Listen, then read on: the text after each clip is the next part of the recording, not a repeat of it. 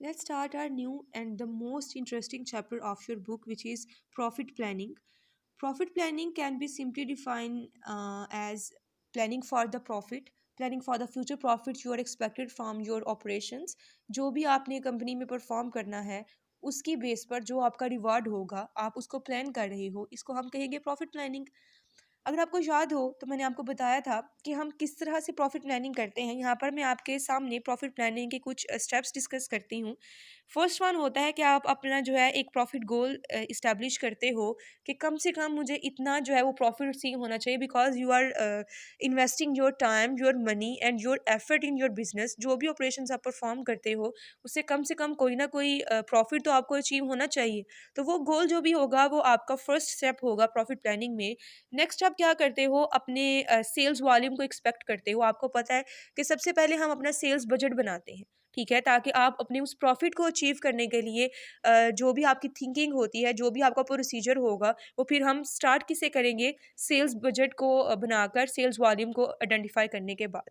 जब आप अपने सेल्स को आइडेंटिफाई करते हो, नेक्स्ट काम आपका होता है कि उस कॉस्ट उन सेल्स को अचीव करने के लिए आपको कितनी कॉस्ट आएगी। ठीक है, उस प्रोडक्ट को बनाने पर आपको डिफरेंट कॉस्ट आती है, वो एक्सपेंसेस का एस्टिमेट लगाओगे आप। एंड नेक्स्ट हम बात करेंगे अपने प्रॉफिट की, कि एक्चुअल में जब आप अपने सेल्स वॉल्यूम को डिसाइड कर लोगे, अपने एक्सपेंसेस को डिसाइड कर लोगे, तो फिर उनसे आपको कितना जो है वो प्रॉफिट रिसीव हो। ठीक है, जैसे कि मैंने बताया था कि जब भी आप अपने ऑपरेशन स्टार्ट करते हो तो सबसे पहले सेल्स बजट बनाते हो। सेल्स बजट में आपने करना क्या होता है कि आप अपनी जो है देखते हो कि मैं कितने यूनिट्स जो है वो सेल करूंगा, ठीक है, किस प्राइस पर सेल करूंगा कि मुझे इतनी अमाउंट क्या है रिसीव होगी।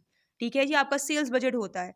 उसके बाद जब आप अपना सेल्स बजट बना लेते हो, इन जो आपके यूनिट्स होते हैं जिनको आपने सेल करना है सेलिंग प्राइस के ऊपर, उनको बनाने पर आपको कितनी कॉस्ट आएगी। ठीक है, जो आपका कॉस्ट ऑफ गुड्स सोल्ड होता है, इसमें हम अपना क्या बनाते हैं, कॉस्ट बजट बनाते हैं। Material budget, labour budget, FOH budget budget बनाया जाता है। ये सारी आपकी प्लानिंग है। जो आप बजट बनाते हो, जो आप फोरकास्टिंग कर रहे हो, वो आपके सारे क्या कहलाते हैं, प्लानिंग। यूनिट्स डिसाइड कर लिए, सेल्स बजट बन गया, उन यूनिट्स को बनाने के लिए कॉस्ट कितनी आएगी, आपके एक्सपेंसेस का एस्टिमेट हो गया। नेक्स्ट आप क्या करोगे, अपने जो सेल्स आई होंगी उनमें से लेस कर दोगे अपने एस्टिमेटेड कॉस्ट को, तो आपके पास एक एस्टिमेटेड प्रॉफिट आ जाएगा।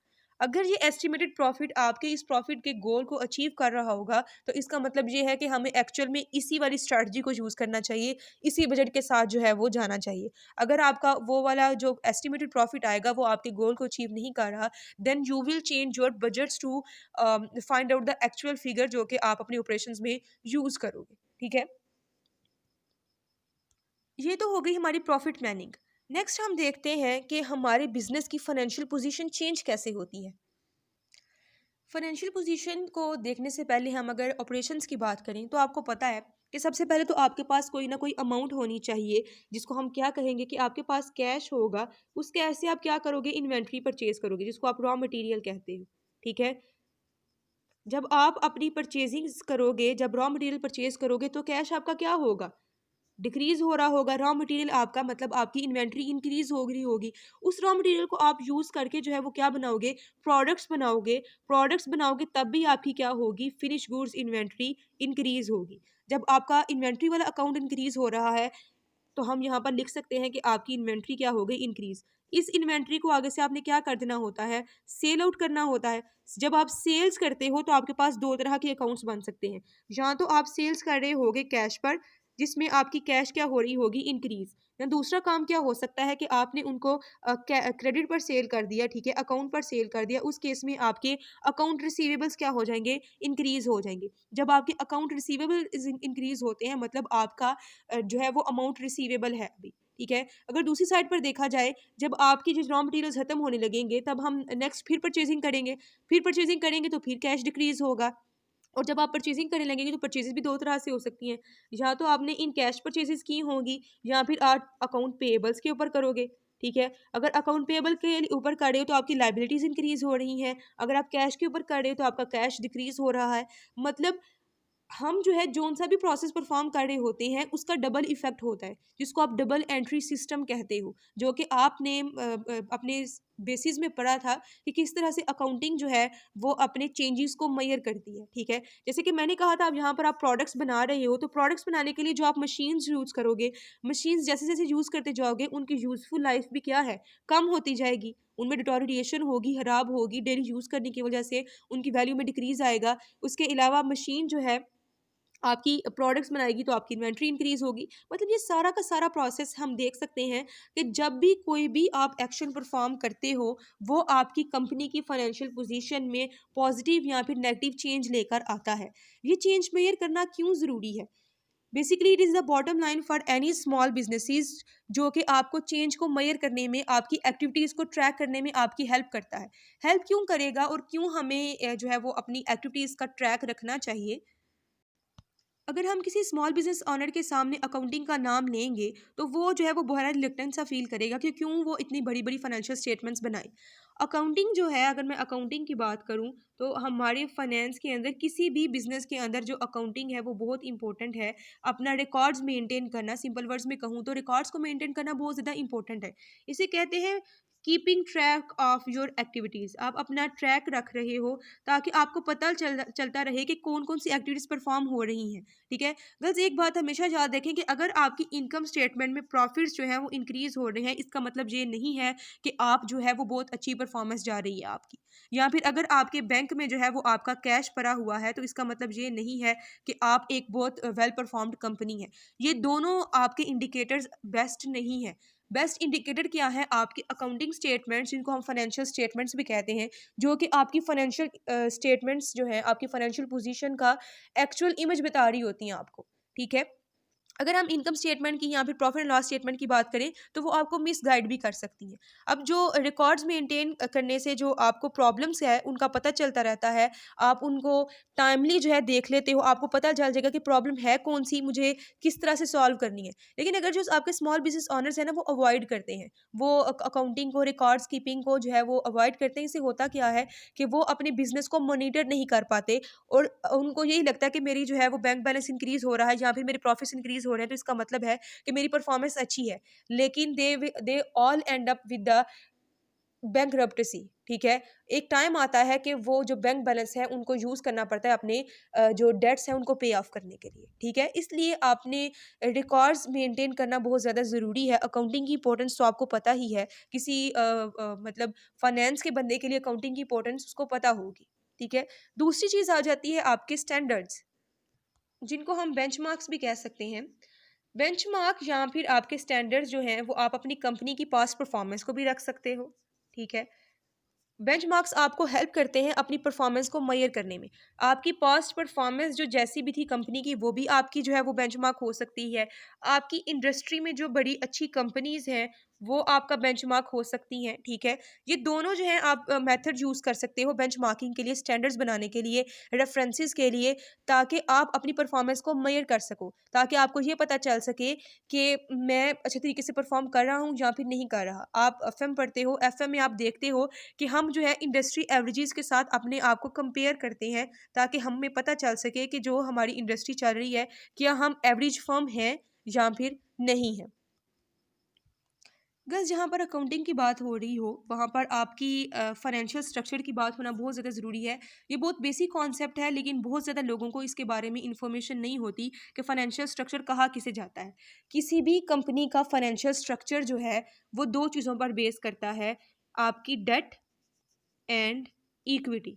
ठीक है, means basically there are two sources of capital, equity and debt. Debt means आपकी लाइबिलिटीज एंड इक्विटी मीन्स आपका कैपिटल। आपको ये भी पता होना चाहिए कि equity is of two kinds, common stock and preferred stock. ठीक है, अगर हम ओवरऑल बात करें, अगर हमने किसी भी कंपनी की वैल्यू को कैलकुलेट करना हो तो हम क्या कहेंगे कि value of debt plus value of stock plus value of preferred stock आपकी टोटल कंपनी की फाइनेंशियल स्ट्रक्चर को बनाने में हेल्प करते हैं। लेकिन अगर हम सिंपली बात करें तो फाइनेंशियल स्ट्रक्चर जो है वो किसी भी कंपनी का डेट एंड इक्विटी पर बेस करता है। मतलब जब भी आप अपनी कंपनी बनाते हो तो खुद डिसाइड करते हो कि हमने कितने परसेंट डेट रखना है, कितने परसेंट इक्विटी रखनी है। एक आपको कॉमन सेंस की बात बताती हूँ कि हमेशा जो है वो डेट की रेशो ज़्यादा होनी चाहिए और इक्विटी की रेशो कम होनी चाहिए। क्योंकि डेट जो है वो आपके लिए लीस्ट एक्सपेंसिव फाइनेंसिंग सोर्स है। ठीक है, इससे आपको जो कॉस्ट ऑफ फाइनेंसिंग है वो सबसे कम आती है। फाइनेंस में आप चैप्टर्स पढ़ोगे तो आप खुद भी देख लेना कि जो डेट है वो आपके पास बेस्ट सोर्स ऑफ फाइनेंसिंग है, क्योंकि इससे आप अपनी कॉस्ट को क्या कर सकते हो, कम कर सकते हो। कॉस्ट ऑफ फाइनेंसिंग मतलब आपको पैसा लेकर, जो आप अपना पैसा दूसरों का अपनी कंपनी में यूज़ कर रहे हो, उसके अगेंस्ट आपको जो प्राइस पे करनी पड़ती है वो अगर कम होगी तो आपके लिए बेनिफिशियल होगा ना।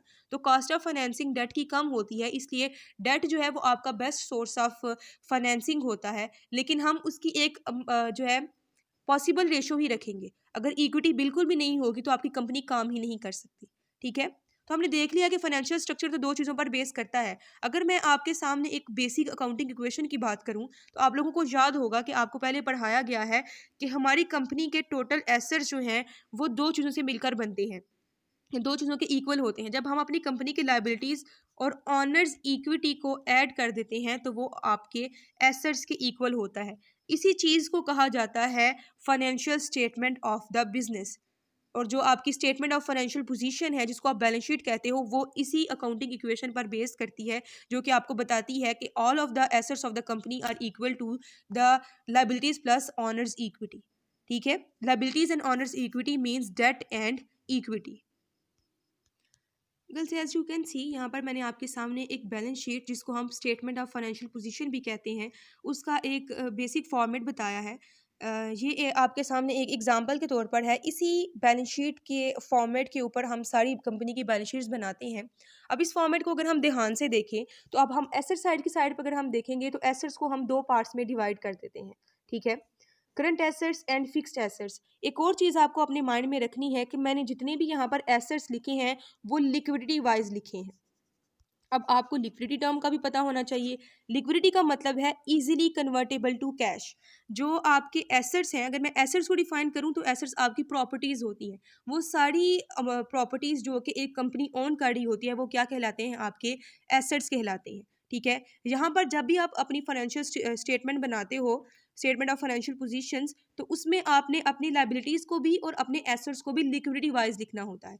मैंने यहाँ पर लीस्ट लिक्विड एसेट से मोस्ट लिक्विड एसेट तक जो है वो बनाई है। ठीक है, आपका मोस्ट लिक्विड एसेट कौन सा है, कैश। लिक्विडिटी जैसे मैंने आपको डिफाइन किया कि इजीली कन्वर्टेबल टू कैश, क्योंकि आपके जो करंट एसेट्स होते हैं ना, वो अपनी फॉर्म को चेंज करते हैं, they are expected to turn over. वो अपनी फॉर्म को चेंज करेंगे। जैसे कि अगर आपको सिंपल वर्ड्स में मैं बताऊं तो जैसे मैंने बताया कि कैश जो है आप यूज़ करते हो इन्वेंट्री को परचेज करने के लिए। आपकी इन्वेंट्री जो है वो सेल्स में कन्वर्ट होती है। ठीक है, सेल्स में जब आप कन्वर्ट करते हो तो दो तरीके से, कैश भी हो सकता है क्योंकि आप कैश सेल्स भी कर सकते हो, और दूसरा आप जो है वो अकाउंट रिसीवेबल्स पर भी सेल करोगे। ठीक है, मतलब आपकी एक जो एसेट था वो डिफरेंट फॉर्म्स ले सकता है। जो आपके करंट एसेट्स होते हैं एक्चुअली वो अपनी फॉर्म को चेंज करते हैं, अपना जो है they are expected to turn over, उस वजह से हम उनको लिक्विडिटी वाइज मेंशन करते हैं। अब आपका जो मोस्ट लिक्विड एसेट है वो है कैश।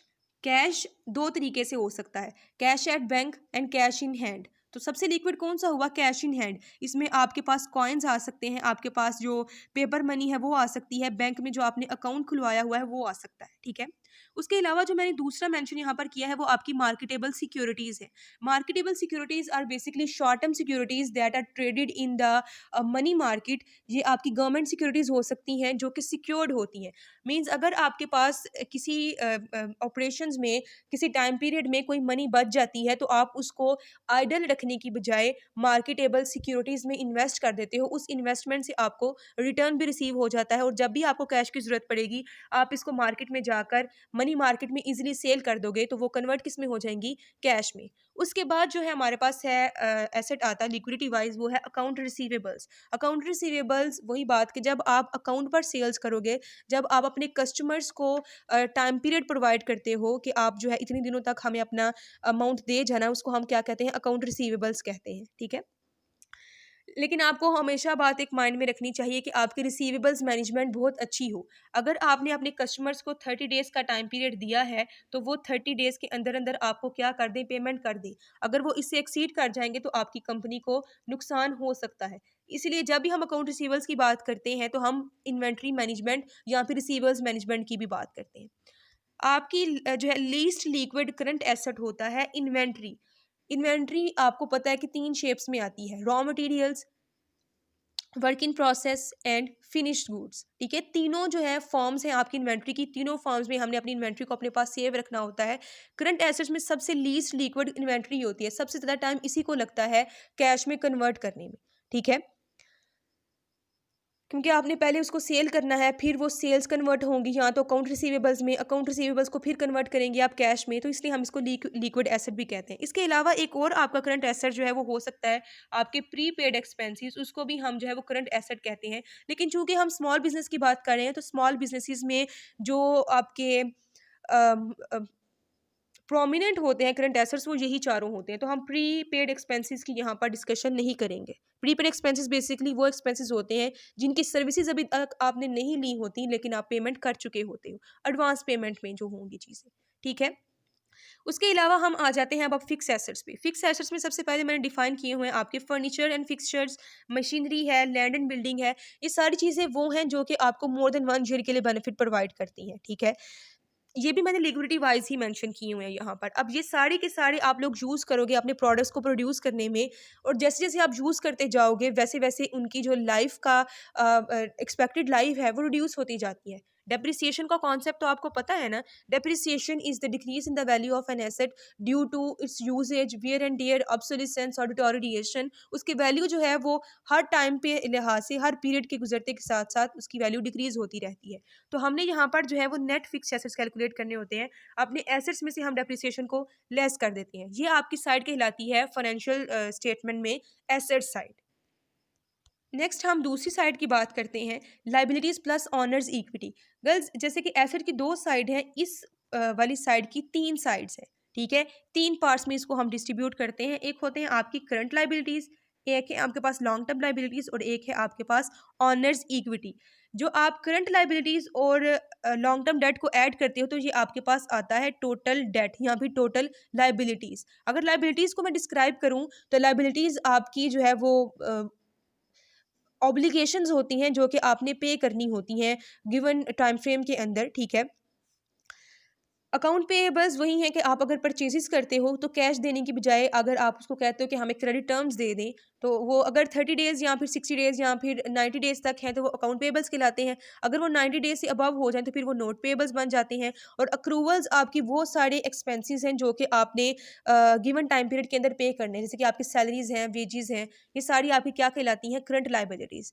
करंट लाइबिलिटीज़ के लिए आपके पास करंट कैश अवेलेबल होना बहुत ज़्यादा ज़रूरी है, इसलिए आप रेशियोज कैलकुलेट करते हो कि क्या हमारे पास इतने करंट एसेट्स मौजूद हैं जो कि हमारी करंट लाइबिलिटीज़ को पे ऑफ करने के लिए हों। ठीक है, नेक्स्ट हम आ जाते हैं लॉन्ग टर्म डेट के ऊपर। इसमें आपके बॉन्ड्स, डिबेंचर्स या फिर आपके वो वाले अमाउंट्स आ जाती हैं जो कि आपने लॉन्ग टर्म के लिए डेट की शेप में ली होती हैं। इन दोनों को ऐड करोगे तो आपकी कंपनी का टोटल डेट बन जाएगा। दूसरा पोर्शन है आपकी इक्विटी का, जिसको हम ऑनर्स इक्विटी कहते हैं। यहाँ पर अगर आप देख सकते हो तो मैंने ऑनर्स इक्विटी को भी 2 पार्ट्स में डिवाइड किया है, कैपिटल प्लस रिटेन्ड अर्निंग्स। जो आपका कैपिटल है वो भी आगे से कॉमन स्टॉक भी है और प्रेफर्ड स्टॉक भी है, और नीचे आपकी रिटेन्ड अर्निंग्स आ जाती हैं। रिटेन्ड अर्निंग्स आपकी वो अमाउंट है जो कि आप अपने फ्यूचर के लिए रख लेते हो, प्रिजर्व कर लेते हो। इसको हम रिजर्व्स भी कहते हैं, इनको हम अक्यूमुलेटेड प्रॉफिट्स भी कहते हैं।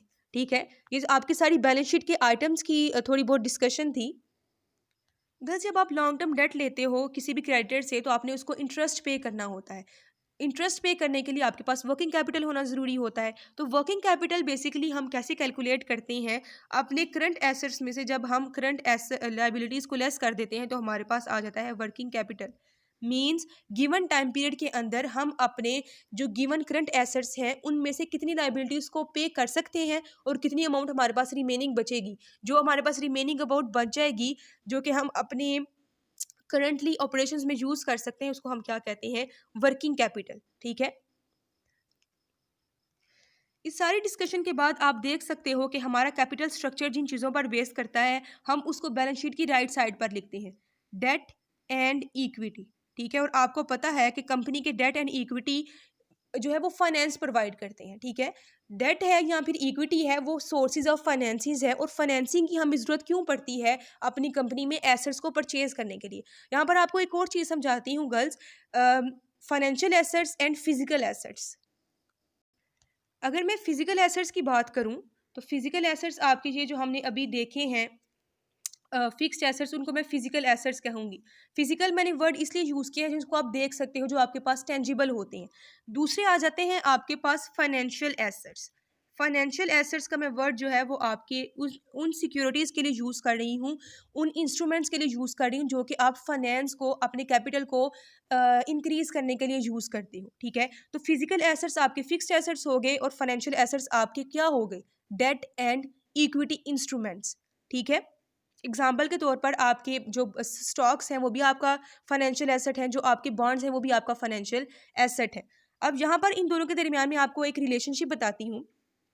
कंपनी स्टार्ट होती है तो अपने जो स्टॉक्स हैं उनको सेल आउट करके अपने पास पैसा लेकर आती है। वो जो मनी आती है आपके पास, जो आपके पास फाइनेंस आता है, वो क्यों यूज़ करना होता है आपने? उस मनी को आप यूज़ करते हो फिजिकल एसेट्स को परचेज करने के लिए। ठीक है, आपने अपने शेयर्स इशू किए, आपके पास मनी आई।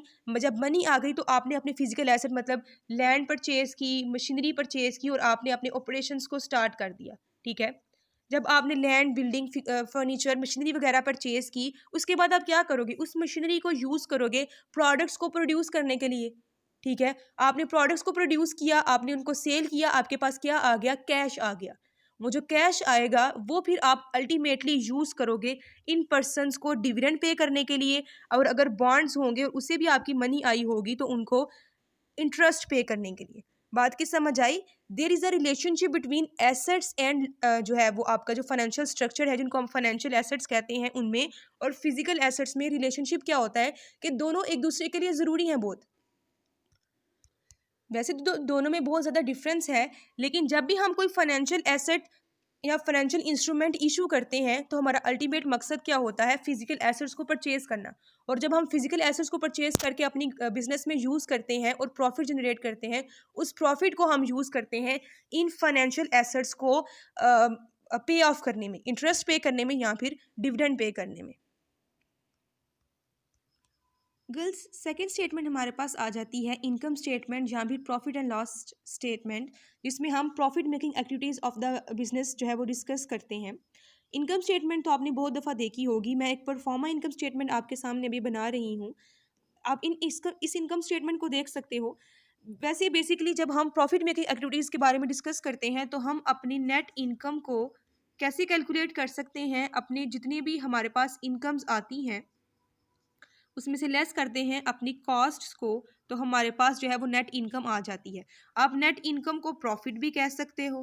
ठीक है, अपनी जो इनकम्स आती हैं उनको रिसीवेबल्स भी कह सकते हो, रेवेन्यू भी कहते हो। रेवेन्यू में से आप एक्सपेंसेस को लेस करते हो तो आपके पास प्रॉफिट आता है। मतलब there are different terminologies to can be used for simple word. जैसे कि प्रॉफिट को आप रेवेन्यू भी कहते हो, मार्जिन भी कहते हो। हम इनकम स्टेटमेंट की बात करते हैं। अगर हम इनकम स्टेटमेंट को यहाँ पर देखें तो आपने बहुत दफ़ा इनकम स्टेटमेंट बनाई होगी। सबसे पहले तो हम अपने सेल्स को लिखते हैं। सेल्स को हम टर्नओवर भी कहते हैं। सेल्स आपकी वो वाली अमाउंट होती हैं जब आप अपने प्रोडक्ट्स को सेल करोगे तो आपके पास अमाउंट जो आएगी। ठीक है, इनकम स्टेटमेंट आपको आपके रेवेन्यूज़, आपके एक्सपेंसेस, आपके प्रॉफिट्स, आपके ऑपरेशंस, जो भी अमाउंट है वो बताती है। जो आपकी रेवेन्यू इनकम जो आपकी होती है सेल से, उसको हम क्या कहते हैं, जब आप अपना सेल्स वॉल्यूम सेल करते हो उससे जो भी आपको अमाउंट रिसीव होगी। कॉस्ट ऑफ गुड्स सोल्ड, उन प्रोडक्ट्स को बनाने पर जिनको आपने सेल कर दिया है उन पे कितनी कॉस्ट आई थी, जब आप उनको लेस करते हो तो आपके पास फर्स्ट फॉर्म ऑफ प्रॉफिट आती है जिसको ग्रॉस प्रॉफिट कहा जाता है। ठीक है, ग्रॉस का मतलब है कि इसमें से भी आपने बहुत ज़्यादा एक्सपेंसेस पे करने हैं। ठीक है, अभी तक सिर्फ और सिर्फ आपने एक कॉस्ट को लेस किया है। दूसरा एक्सपेंस आपके पास आ जाते हैं ऑपरेटिंग एक्सपेंसेस। जब आप अपने ग्रॉस प्रॉफिट में से ऑपरेटिंग एक्सपेंसेस को लेस कर दोगे तो आपके पास आएगा ऑपरेटिंग प्रॉफिट, जिसको earnings before interest and taxes भी कहा जाता है।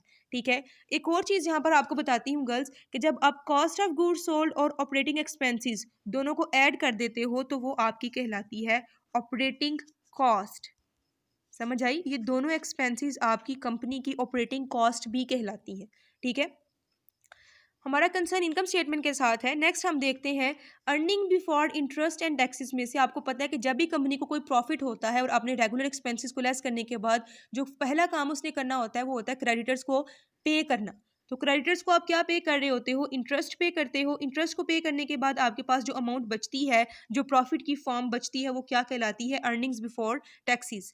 फिर आपने एक गिवन टैक्स रेट के ऊपर अपना टैक्स पे करना होता है। आपके पास जो अमाउंट आती है वो कहलाती है अर्निंग्स आफ्टर टैक्सेस। अब अर्निंग्स आफ्टर टैक्सेस जो है, इससे आप दो तरह के काम कर सकते हो। अगर तो आपकी कंपनी में प्रेफर्ड स्टॉक है, देन आप पहले प्रेफर्ड डिविडेंड पे करोगे, देन कॉमन स्टॉक होल्डर की तरफ आओगे। लेकिन अगर आपकी कंपनी में प्रेफर्ड डिविडेंड नहीं है, तो फिर आप इस स्टेप को जो है वो नहीं करते, आप सीधा earnings available for common stock holders mention कर देते हो। लेकिन अगर आपके पास प्रॉफिट प्रेफर्ड डिविडेंड है, तो आप अर्निंग्स आफ्टर टैक्सेस में से पहले अपने प्रेफर्ड स्टॉक होल्डर्स को डिविडेंड पे करोगे, देन जो भी अमाउंट बचेगी वो आपकी क्या कहलाएगी, earnings available to common stock holders. जिससे आप दो काम कर सकते हो, या तो डिविडेंड्स पे करोगे या फिर आप अपने रिजर्व्स में ऐड कर दोगे, या फिर अपने एक्यूमुलेटेड प्रॉफिट्स में ऐड कर दोगे। ठीक है, यहाँ पर हमने जितने भी एक्सपेंसेस देखे और मैंने कहा कि आप कॉस्ट ऑफ गुड्स सोल्ड को ऑपरेटिंग एक्सपेंसेस में ऐड कर दोगे, तो आपके पास ऑपरेटिंग कॉस्ट आ जाएगी। हम इन सब एक्सपेंसेस को दो कैटेगरीज में डिवाइड कर सकते हैं। ठीक है, एक होते हैं आपके फिक्स्ड एक्सपेंसेस, जिसका कॉन्सेप्ट आपको मैं पहले भी दे चुकी हूँ, और दूसरे आपके कहलाते हैं वेरिएबल एक्सपेंसेस।